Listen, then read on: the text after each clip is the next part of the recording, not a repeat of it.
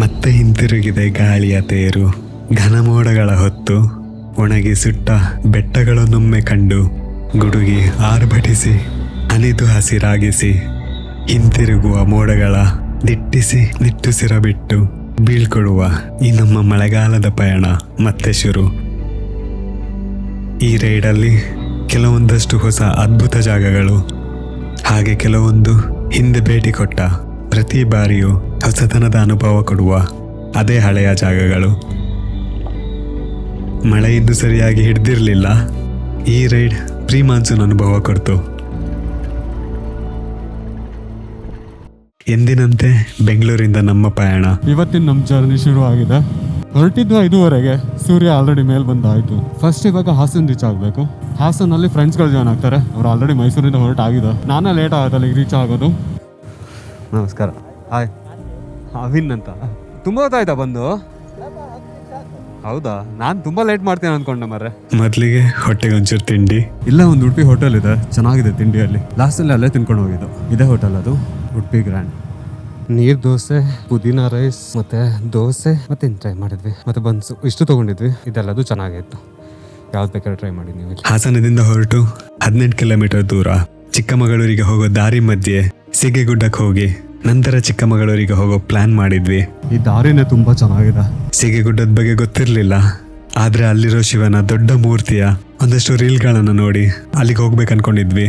ಇಲ್ಲಿಂದ ಈಗ ಅಪ್ಪಿಲ್ ಬರುತ್ತೆ, ಆ ಕಡೆ ನೋಡಿ ಹಾಸನ. ಗುಡ್ಡದ ಮಡಿಲಲ್ಲಿ ಮೂಡಿದ ಬೃಹತ್ತಾದ ಶಿವನ ಮೂರ್ತಿ. ಇಲ್ಲಿಂದ ವ್ಯೂ ಮಾತ್ರ ತುಂಬಾನೇ ಚೆನ್ನಾಗಿದೆ. ಇಲ್ಲಿ ಈಶ್ವರ. ಸೀಗೆಗುಡ್ಡ ಅಥವಾ ಸಿದ್ದೇಶ್ವರ ಬೆಟ್ಟ. ಹಾಸನದೆಡೆಗೆ ಬಂದ್ರೆ ಒಂದು ಮಸ್ಟ್ ವಿಸಿಟ್ ಜಾಗ ಇದು. ಹೊಯ್ಸಳ ರಾಜವಂಶರ ಅಧೀನದಲ್ಲಿ ಈ ದೇವಾಲಯ ನಿರ್ಮಿಸಲಾಗಿತ್ತಂತೆ. ಹಾಗೆ 11 ಮತ್ತು 14ನೇ ಶತಮಾನದಲ್ಲಿ ಈ ಪ್ರದೇಶ ಹೊಯ್ಸಳರ ಆಳ್ವಿಕೆಯಲ್ಲಿ ಮಹತ್ವದ ಪಾತ್ರ ವಹಿಸಿತ್ತು. ಹಾಗೆ ಇಲ್ಲಿರುವ ಬೃಹತ್ತಾದ ಶಿವನ ಮೂರ್ತಿ 4-5 ವರ್ಷಗಳ ಹಿಂದೆ ಪ್ರತಿಷ್ಠಾಪಿಸಲಾಗಿದೆ. ಇಲ್ಲಿಗೆ ಬಂದಾಗ ಇನ್ನೊಂದು ಆಕರ್ಷಣೆ ಅಂದರೆ ಇಲ್ಲಿ ಸಾಲುಗಟ್ಟಿ ನಿಂತಿರುವ ವಿಂಡ್ ಮಿಲ್ಗಳು. ತುಂಬ ಚೆನ್ನಾಗಿದೆ ಮಾತ್ರ ಈ ಜಾಗ. ವಾವ್, ಫಸ್ಟ್ ಟೈಮ್ ಬರ್ತಾ ಇರೋದು ನಾನು ಇಲ್ಲಿಗೆ. ತುಂಬ ಸಲ ಆ ದಾರಿಯಿಂದ ಹೋಗ್ಬೇಕಾದ್ರೆ ಅಂದ್ಕೊಂಡಿದ್ದೆ ಬರಬೇಕು ಅಂತ, ಬಟ್ ಒಂದ್ಸಲಿನೂ ಬಂದಿರಲಿಲ್ಲ. ಹಾಗೆ ಚಿಕ್ಕದಾಗಿ ಆಫ್ ರೋಡಿಂಗ್ ಮಾಡಿಕೊಂಡು ಗುಡ್ಡ ತುದಿಗೆ ತಲುಪಿದ್ವಿ. ಸೂಪರ್ ಸೂಪರ್, ಸಖತ್ತಾಗಿದೆ ಮಾತ್ರ ಈ ಜಾಗ. ಸಖತ್ತಾಗಿದೆ ಅಲ್ಲ? ತುಂಬ ಚೆನ್ನಾಗಿದೆ.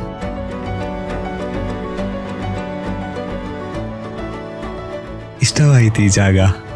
ಕೆಲ ಕಾಲದ ನೆಮ್ಮದಿ ಇಲ್ಲಿ ಸಿಗುವ ಸುಂದರ ಪಕ್ಷಿ ನೋಟದಿಂದಾಗಿ, ಅದಕ್ಕೆ ಕಳೆಕೊಟ್ಟ ಗಾಳಿ ಯಂತ್ರಗಳು, ಬಹುಗಜ ರೆಕ್ಕೆಗಳು ಮುಂಗುಟ್ಟುತ್ತಾ ತಿರುಗುವುದನ್ನ ಹತ್ತಿರದಿಂದ ನೋಡೋದೇ ಕುತೂಹಲ. ತುಂಬ ಬ್ಯೂಟಿಫುಲ್ ಆಗಿರೋ ಲೊಕೇಶನ್ ಮಾತ್ರ ಇದು. ಮತ್ತೊಮ್ಮೆ ಬರ್ಬೇಕು ಇಲ್ಲಿಗೆ, ತುಂಬ ಚೆನ್ನಾಗಿದೆ. ಅಲ್ಲಿಂದ ಇನ್ನೊಂದು 50 ಕಿಲೋಮೀಟರ್ ಚಿಕ್ಕಮಗಳೂರಿಗೆ. ಹಳೆಬೀಡಿಗೆ ಹೋಗಿನೂ ಹೋಗಬಹುದು. ನಾವು ಬೇಲೂರು ದಾರಿಯಲ್ಲಿ ಹೊರಟ್ವಿ. ಬೇಲೂರು ರೀಚ್ ಆದ್ವಿ. ಇಲ್ಲಿ ತನಕ ಚಿರಿ ಮಳೆ ಬರ್ತಿದೆ. ಆ ಕಡೆ ನೆಲನೂ ಥಂಡಿ ಆಗ್ತಿಲ್ಲ, ಮೈನೂ ಥಂಡಿ ಆಗ್ತಿಲ್ಲ, ಒಟ್ಟು ಮಳೆ ಅಂತೂ ಬಂದಂಗೆ ಫೀಲ್ ಆಗ್ತಿದೆ ಅಷ್ಟೇ. ಕವಿದ ಮೋಡ ಚಿರಿ ಮಳೆಯಲ್ಲಿ ಚಿಕ್ಕಮಗಳೂರು ತಲುಪಿದ್ದೇ ಗೊತ್ತಾಗಿಲ್ಲ. ಚಿಕ್ಕಮಗಳೂರು ಸಿಟಿ ದಾಟಿ 12:30 ಸಮಯಕ್ಕೆ ಕೈಮರ ಚೆಕ್ ಪೋಸ್ಟ್ ತಲುಪಿದ್ವಿ. ಚೆಕ್ ಪೋಸ್ಟ್ ಇಲ್ಲ, ಮೇಲಿದೆಯಾ? ಬಾಬಾ ಬುಡನ್ಗಿರಿಗೆ ಹೋದ ವರ್ಷ ಬಂದಿಲ್ಲ, ಆದ್ರೆ ಹಿಂದಿನ ವರ್ಷ ಬಂದಿತ್ತು. ನೀವೇನಾದ್ರೂ ಬಾಬಾ ಬುಡನ್ಗಿರಿ, ದತ್ತಪೀಠ, ಮುಳ್ಳಯ್ಯನಗಿರಿ ಬರೋದಾದ್ರೆ ಆನ್ಲೈನ್ ಬುಕಿಂಗ್ ಮಾಡ್ಕೊಂಡೇ ಬರಬೇಕು. ಪರ್ ಡೇ 1200 ವೆಹಿಕಲ್ ಏನೋ ಅಲೋ ಮಾಡ್ತಾರಂತ ಇದೆ. ಬೆಳಗ್ಗೆ ಒಂದು 600 ವೆಹಿಕಲ್, ಮಧ್ಯಾಹ್ನ ಮೇಲೆ ಒಂದು 600 ವೆಹಿಕಲ್ ಅಂತ. ಚೆಕ್ ಪೋಸ್ಟ್ ಅಲ್ಲಿ ಪ್ರೀ ಬುಕಿಂಗ್ ಚೆಕ್ ಮಾಡಿನೇ ಅಲೋ ಮಾಡ್ತಾ ಇದ್ರು. ಹೋದ್ಸಲಿ ಬಂದಾಗ ಮುಳ್ಳಯ್ಯನಗಿರಿ ಹೋಗಿ ಅರ್ಧಕ್ಕೆ ಹೋಗಿ ವಾಪಸ್ ಬಂದಿದ್ವಿ, ಮೇಲ್ ಬಿಡ್ತಿರ್ಲಿಲ್ಲ ಅಂತ ಹೇಳಿ. ಇವಾಗ ಮುಳ್ಳಯ್ಯನಗಿರಿಗೆ ಹೋಗ್ತಾ ಇಲ್ಲ, ಡೈರೆಕ್ಟ್ ಆಗಿ ಬಾಬಾ ಬುಡನ್ಗಿರಿ ಹೋಗ್ತಾ ಇದ್ದೀವಿ. ಬಾಬಾ ಬುಡನ್ಗಿರಿಯಿಂದ ಒಂದು ಸಿಂಪಲ್ ಆಗಿ ರೈಡ್ ಮಾಡ್ಕೊಂಡು ಜೆಡ್ ಪಾಯಿಂಟ್ ತನಕ ಹೋಗೋಣ. ಬಾಬಾ ಬುಡನ್ಗಿರಿ ದತ್ತಪೀಠದ ಕಡೆಗೆ ಹೋಗುವಾಗ ನನ್ನ ಈ ವರ್ಷದ ಮೊದಲ ಮಲೆನಾಡಿನ ಮಳೆಯ ಸಿಂಚನವಾಯಿತು. ಮಳೆ ಮೋಡಗಳು ನೋಡಿ ಹೇಗೆ ಹೋಗ್ತಾ ಇದೆ. ಮೇಲ್ ಬರ್ತಿದ್ದಾಗ ಸರಿಯಾಗಿ ಮಳೆ ಸಿಕ್ತು, ಅಲ್ಲಂತ ಏನೂ ಕಾಣ್ತಾ ಇಲ್ಲ, ಪೂರ್ತಿ ಮಳೆ. ಇಲ್ಲಂತೂ ಏನು ವ್ಯೂ ಇಲ್ಲ. ಇಲ್ಲೆಷ್ಟು ಚಂದ ಕಾಣೋದು ಗೊತ್ತಾ? ಗುಡ್ಡಗಳೆಲ್ಲ ಮಂಜಿನ ಮರೆಯಲ್ಲಿದ್ದವು. ಮಧ್ಯಾಹ್ನವೆನಿಸದ ಮಧ್ಯಾಹ್ನ ಹೊಟ್ಟೆ ಲೈಟಾಗಿ ಹಸ್ತಿತ್ತು. ಊಟಕ್ಕಂತ ಒಂದು ಬ್ರೇಕ್ ತೊಗೊಂಡ್ವಿ, ಅವಾಗ ಕ್ಲಿಯರ್ ಆಯಿತು. ಇವಾಗ ನೋಡಿ ಹೊಟ್ಟೆ ಕಿಚ್ಚಿಂದು ಮತ್ತೆ ಫುಲ್ಲು ಕವರ್ ಆಗಿದೆ. ಲೈಟಾಗಿ ಮಳೆ ಬರ್ತಿದೆ, ಮಳೆ ಆದರೂ ಎಂಜಾಯ್ ಮಾಡ್ಬೋದು. ಮಧ್ಯೆ ಫಾಗ್ ಕ್ಲಿಯರ್ ಆಗ್ತಾ ಇದ್ರೆ ಒಳ್ಳೆ ಖುಷಿ ಆಗುತ್ತೆ. ಕರ್ನಾಟಕದ ಒಂದು ಸೀನಿಕ್ ಲಾಂಗ್ ಮೋಟರೇಬಲ್ ಸ್ಟ್ರೆಚ್ ಇದು. ಗುಡ್ಡದ ಮೇಲೆ ಇವಾಗ ಹೋಗ್ತಾ ಇಲ್ಲ, ಇನ್ನೊಂದು ಸ್ವಲ್ಪ ಮೇಲೆ ಹೋದ್ರೆ ತುಂಬ ಚೆನ್ನಾಗಿರುತ್ತೆ. ಫಾಗ್ ಅವಾಗ ಕ್ಲಿಯರ್ ಆಗ್ತಾನೆ ಇದೆ, ಆದರೆ ಇವಾಗ ಅಲ್ಲಿ ಹೋಗ್ತಾ ಇಲ್ಲ. ಈ ದಾರಿಯಿಂದ ಹೋದಾಗ ಯಾವಾಗಲೂ ಕರೆಕ್ಟಾಗಿ ವ್ಯೂ ಸಿಕ್ಕಿಲ್ಲ. ಈ ಬಾಬಾ ಬುಡನ್ಗಿರಿ ಹತ್ರ ಆದರೂ ಕಾಯ್ಬೋದು, ಆ ಕಡೆ ಕಾಯೋ ಹಾಗಿಲ್ಲ, ದಾಟ್ಕೊಂಡು ಹೋಗ್ತಾ ಇರಬೇಕಲ್ಲ. ಒಂದೊಂದು ಕಡೆ ಒಂದೊಂದು ಥರ ಕಾಣ್ತದೆ. ಇದು ನೋಡಿ,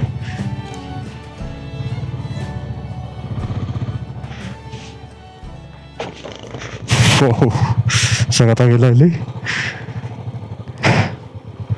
ಒಂಥರ ನಿಮ್ದು ಇದನ್ನ ನೋಡೋಕ್ಕೆ. ಸುಮಂತ್ ಸಖತ್ತಾಗಿದೆ.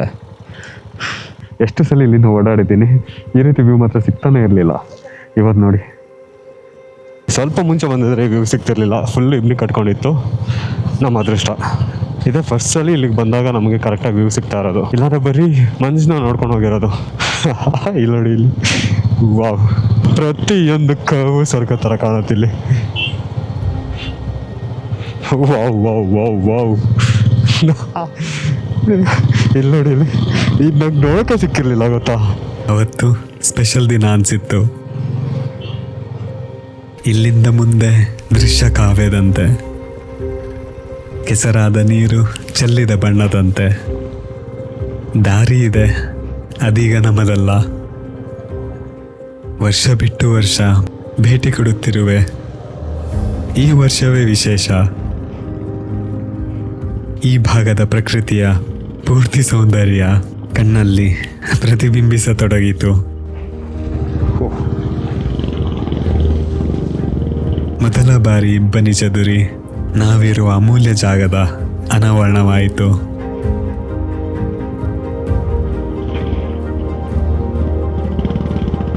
ಒಮ್ಮೆ ಬೆಟ್ಟದ ತಪ್ಪಲು, ಮತ್ತೊಮ್ಮೆ ಕಡುಕಾಡು.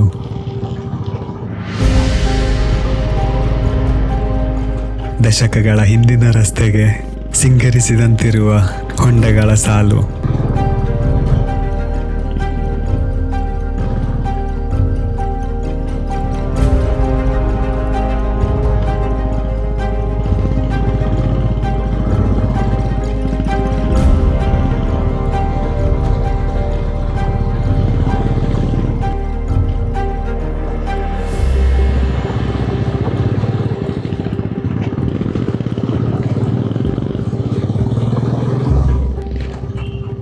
ಅಲ್ಲಿಂದ ಸೀದಾ ಝೆಡ್ ಪಾಯಿಂಟಿಗೆ ಬಂದಿದ್ದೀವಿ.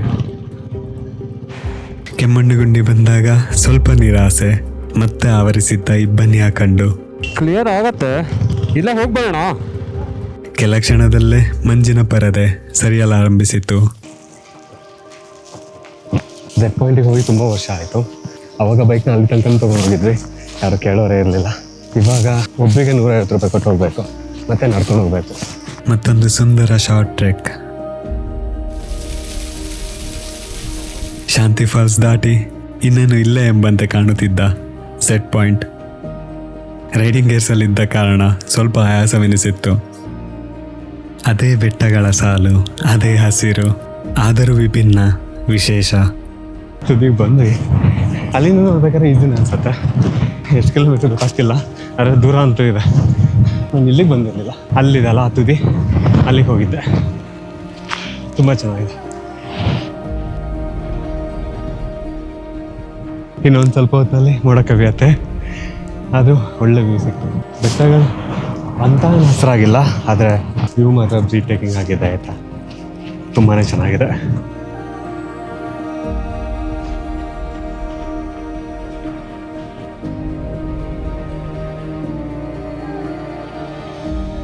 ಚಳಿ ಹಿಡ್ಕೊಳ್ತಿದೆ ಆಯಿತಾ, ಕಿವಿಗೆ ಕಂಟಿನ್ಯೂಸ್ ಗಾಳಿ ಬಿಡ್ತಿದೆ ಅಲ್ಲ.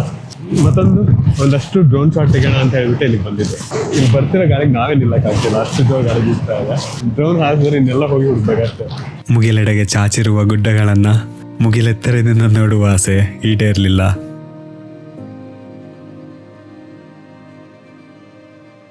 ಇಳಿ ಸಂಜೆ ಸಮಯ, ನೋಡುತ್ತಲೇ ಕತ್ತಲು ಆವರಿಸುತ್ತಾ ಹೋಯಿತು. ಗಂಟೆ 7:15 ಆಗ್ತಾ ಬಂತು. ಇಲ್ಲಿಂದ ಇವಾಗ ಸೀದಾ ಚಿಕ್ಕಮಗಳೂರು. ಇಂಬ್ಳಗಳು ಹತ್ಕೊಂಡಿದೆ, ಅದು ಬಲಕ್ಲಾವ್ ಆದ್ಮೇಲೆ ಹತ್ಕೊಂಡಿದೆ.